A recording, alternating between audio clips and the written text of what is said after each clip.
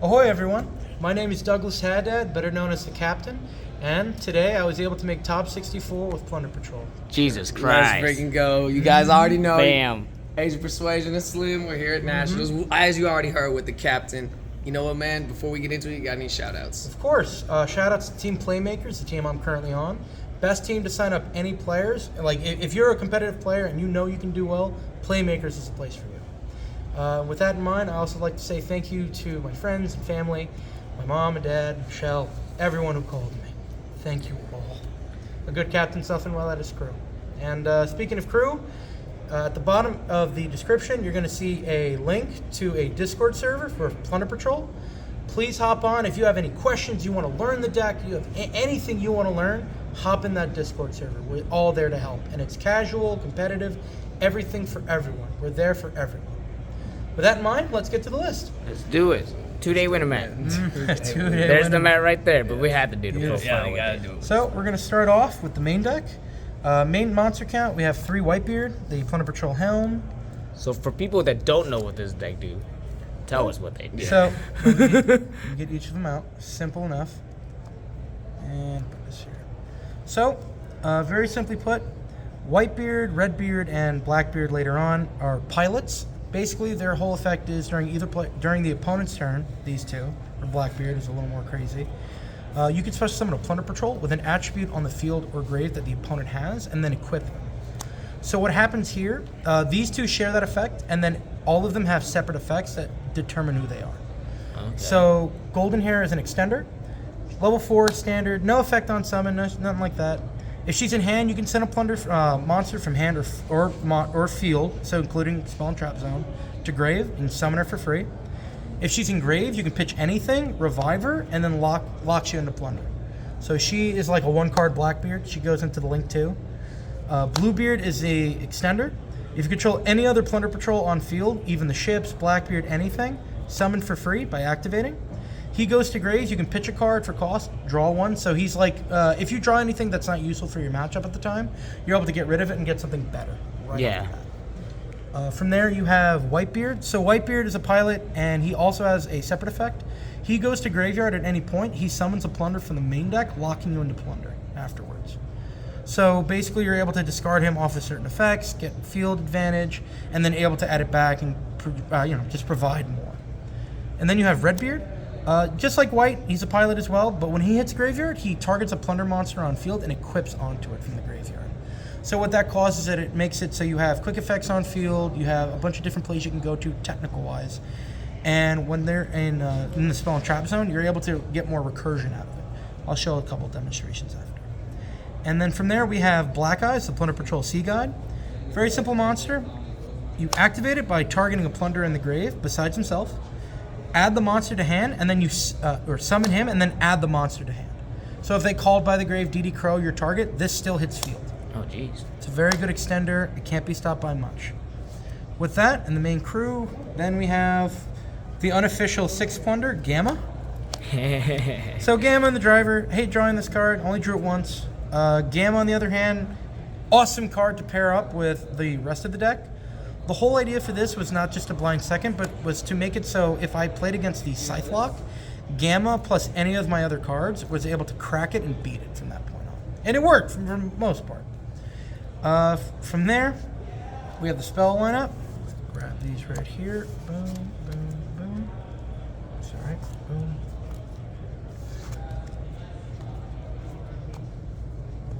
From there, you have the spell and trap lineup. Spells first, we have 1 copy of Plunder Patrol Shipping. So, and 1 copy of Emblem of the Plunder Patrol. So Shipping is a fusion spell. You're able to summon out the fusion hard way. That way, if you come across Flundereese or any deck that isn't giving you favorable attributes, you still have a way of getting to your monster negate. And it also has a secondary effect involving the graveyard. If it's in grave, you can banish it and target a Plunder monster in your field. So, like, just example, White. Mm-hmm. And you equip either another monster or emblem of the Plunder Patrol. Ah. So Emblem's effect is crazy. While it's equipped to a Plunder monster, it can only be equipped to a Plunder monster. Makes him untargetable, gains 500. Simple. Simple. Secondary effect. you can send, it's a trigger effect, you send it to Grave's Cost, and you summon a Plunder Patrol from the extra deck with an attribute either player has on field or their graveyards. And then the monster that was equipped, so like this Whitebeard for example, would go into the spell and trap zone as an equip with the effect stating the monster gains 500. Okay. So this card is actually the reason I was able to beat Pack, involving a small combo later on, but being able to go out of your way and summoning out any of your ships and giving that 500 boost not only makes it so OTK is possible, but it makes it so you play around Nib, any kind of extra deck shenanigans, and it makes it so like your Gamma, your other monsters that you have in the extra deck that are in Grave become useful because you give yourself that attribute. Yeah, you gave it to yourself. Yeah, okay, cool. So from there, we also have Mind Control, as well as, where is it? It's a one of, it is in here. There it is. It's all right. Change of Heart. So these two in particular were made so I can bait out certain interactions. So being able to take something and link away to make my link 2 is insane, but also being able to provide yourself a way to make the opponent react is what makes this deck works. Yeah. If the opponent doesn't do anything, you're going to play through and grind out, or they're going to play and then you just beat them with their own cards. So these two in particular, and then we have other random 1-0s as well. Mystic Mine, Necessary Evil, because you have the ability of playing the one Terraforming, you have access to this, and this is a 45 card list, so being able to drop it on an opponent after negates have been baited and getting resources to then play through is how this works. Yeah. It's not made for the stall. I think that's kind of boring. I'd rather just go for certain plays that we're able to out the opponent, which I'll demonstrate. From there, we have one Called by the Grave. I hate hand traps, so, and it beats Despia involving their card, branded in red. Then we also have the one Harpies. Don't like back row. Plunder Patrol loves simplified board states, so if I know what's going on and that hand isn't a secret, I can play through.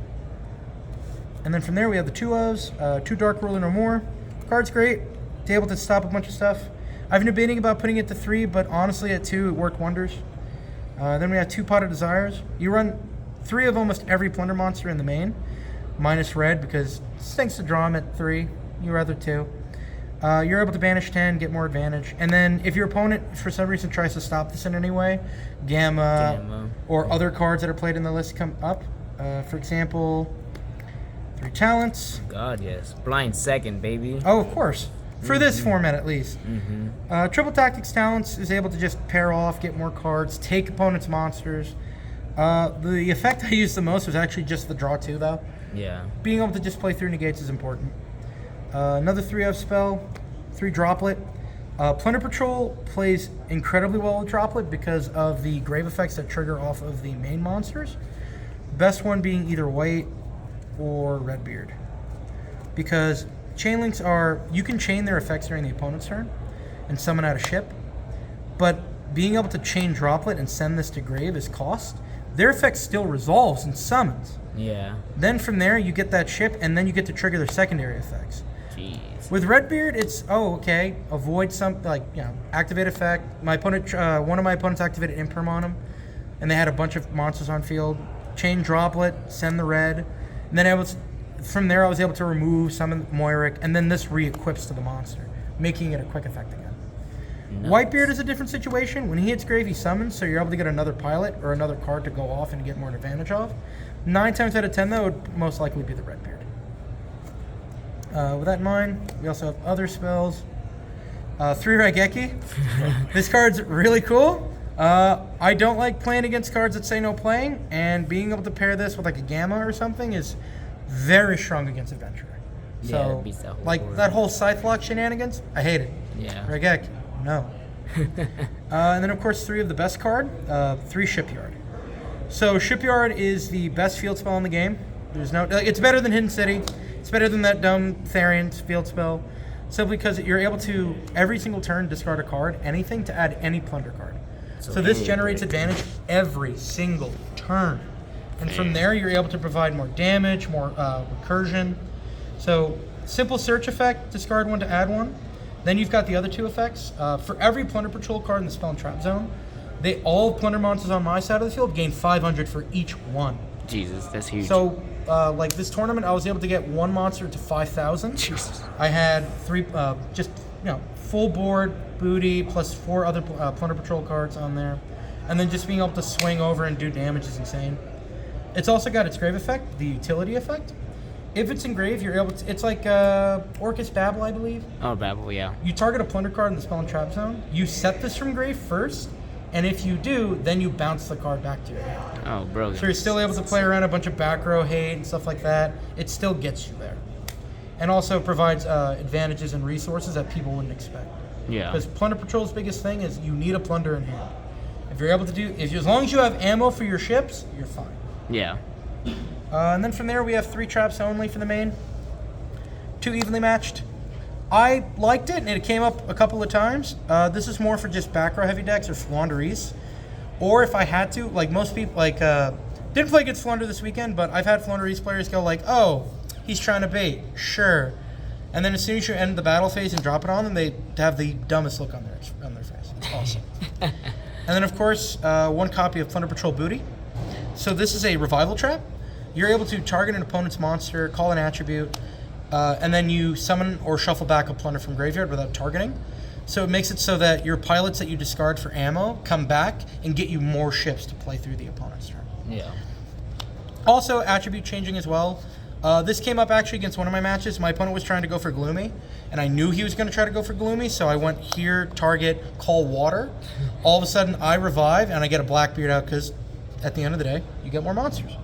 Free monsters. Free cards. All right. With that in mind, let's go into the side deck and then extra deck. Sounds good.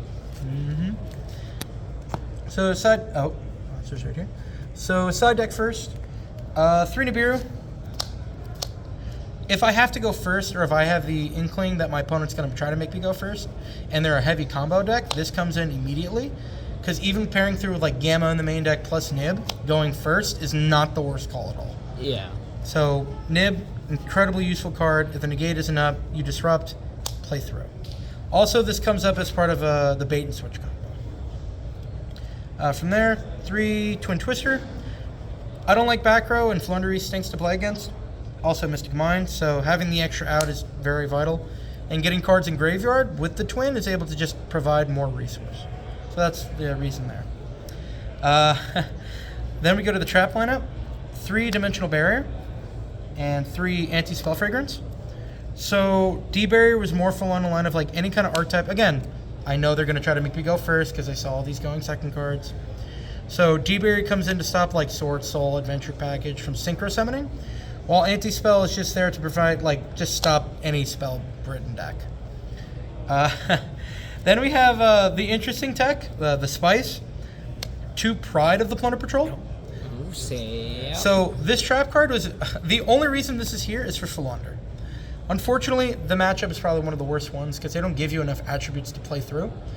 So Pride has the effect to where you send it. It's a quick, only activate it when you have a Plunder on field.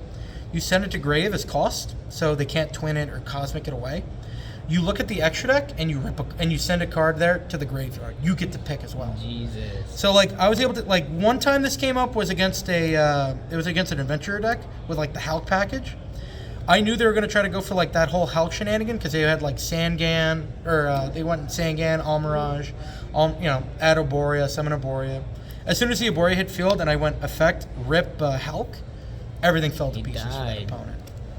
Also, it's got some interesting. It's another 2 effects that are kind of weird. Never came up though. One is you let your opponent draw one. You look at the hand, rip a monster. Not great.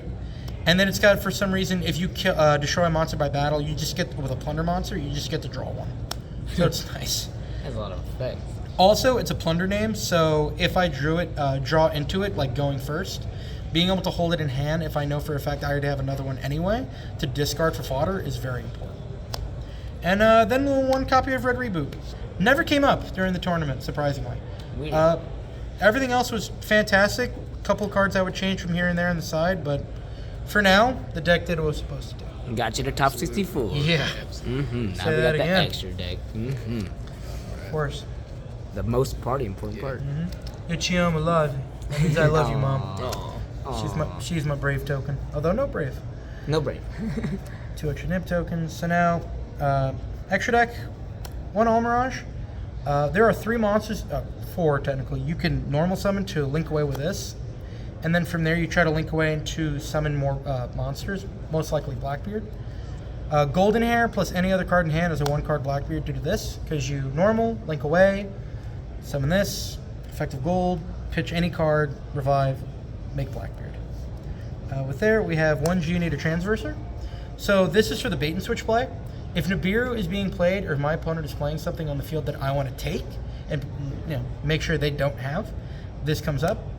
So bait and switch involves any other monster plus a Plunder monster, and Emblem of the Plunder Patrol, the equip spell, or the fusion even. Pull it up real quick. So the idea is that you make this with like Nib, Nibiru, anything, anybody, have it at the monster you're pointing. From that point on, Whitebeard or Gold are the monsters you want to at that point use. You revive them revive, summon from deck, and make it point towards the arrow of the other monster. And then you equip this. So Emblem doesn't care what side of the field that monster's on. If you're playing the mirror match, this is the best card because it's a snatch seal for free. Jesus. And you put it in the spell and trap zone. So the idea would be I would have a Plunder here. Say it's like big Nib token here. And I'll make sure this is equipped with Emblem. Geonator will trade. And I can pick any position anywhere, any zone. From there, I can trigger Emblem still. It'll go back to my side in the spell and trap zone, and I get a free summon from the extra deck. Jesus Christ. Because of Nibiru, you get an extra light. Because of any Plunder monster, including the one you use, you have a water, so you can still make Blackbeard and go for game. Jeez. From there, of course, let me put these back. We have now the main cast. We have Blackbeard, the Plunder Patrol captain. So he's the boss, the ace, the man. Simple. So very, very simple way of putting his effect down. Either player's turn has a quick effect. He's like the other two. If your opponent has anything on field or grave, you target it. You summon out a Plunder ship, and because of him, you summon him. Sorry. It's all good, brother. Activate effect. You target a monster, an effect monster inside of the field is quick effect. Either player's turn. You summon out a ship, and then you draw one. So this effect is also a quick effect due to the fact that you're able to make your other ships, like, I'll just use him as an example. If I try to banish something, my opponent tries to Imperm or Valor, this helps you avoid and draw you more advantage. With that in mind, Blackbeard is the best card because he gets you into all of your extra deck space in terms of the Plunder support, which is 2 Moiric, 2 Liss, and 2 Bran. So Moiric is a Karma Cut for monsters, Liss is a monster effect negate and destroy, and Bran is a cosmic cycle. If these guys have any Plunder cards equipped to them, they're quick effects. And either player's turn. If he has any Plunder cards equipped to him, he gets an additional search of any Plunder card. The main difference beside that, they all have their own individual effects that make them unique. So besides being a cosmic, Bran boosts all other Plunder monsters on field, or all other Fiend monsters on my side of the field by 500, and they stack. So if you have 2, that's automatically 1,000. And after the banish of a back row, you get to add a monster, a Plunder Patrol monster with his effect. With Moiric, it's the opposite. So you banish a monster, add a Plunder Patrol spell, a trap from deck to hand. Oh, that makes sense. Also, if he has Xyz materials under him, he's a Dingirsu, so any Plunder card. So opponent tries to Raigeki, Lightning Storm, whatever, even your back row, you're able to just detach a material, protect all of it. Broken. And then you have Liss, the flagship. So Liss is the light monster effect negate and destroy, add anything. And then during either player's turn, he's a tag out. So if you have a pilot in the spell and trap zone that you want to summon out, or from your hand, you're able to at that point quick effect, summon him out without any targeting and get more advantage out of that. This is able to basically create boards, summon out monsters, or even make another Blackbeard with just this and whatever was equipped. Nice. And then we have utility spots. I had an additional 4. Dragite, having Nibiru in the side and being able to go mill came up a couple of times. I was able to bounce 2 cards in total throughout the whole tournament. Spell and Trap Negate is great because all your monsters are water. From there, we also have Scarlight, the Red Dragon Archfiend. So unfortunately, due to the fact that you have to deal with certain board states, and you have people trying to cheese you out, Scarlight comes out, destroys everything, burn, and then you can swing in for game. A majority of the time I've made him, it was involving Gamma. Oh, nice. Being able to go like Raigeki, Chain Effect, Regeki, Chain Gamma. At that point, being able to provide more damage and then blowing up the rest of your monsters for OTK. Because you'll still have Plunder cards out. From there, then we have, of course, Bahamut Shark and Toad. He came up a lot, especially going first, because my usual end board would be like Anti-Spell or D-Barrier, Blackbeard, plus a Toad. So being able to protect the back row, and then due to Toad being able to grab any water, makes it so even if you have nothing in hand, if this Toad resolves and adds something back, you have ammo again. So you can play through and get rid of cards in the way. Sweet. Awesome. All right, man. You are the pirate god, obviously. You're the pirate god. You just taught me this deck in the fastest time I've ever learned it because I have never read Plunder. Yeah, So now I actually know what they do and I might not lose to them so bad because I'll be like, that it's a Cosmic Cyclone. But yeah, man, congratulations on getting top 64. Thank you. And thank you for the deck profile. Of course.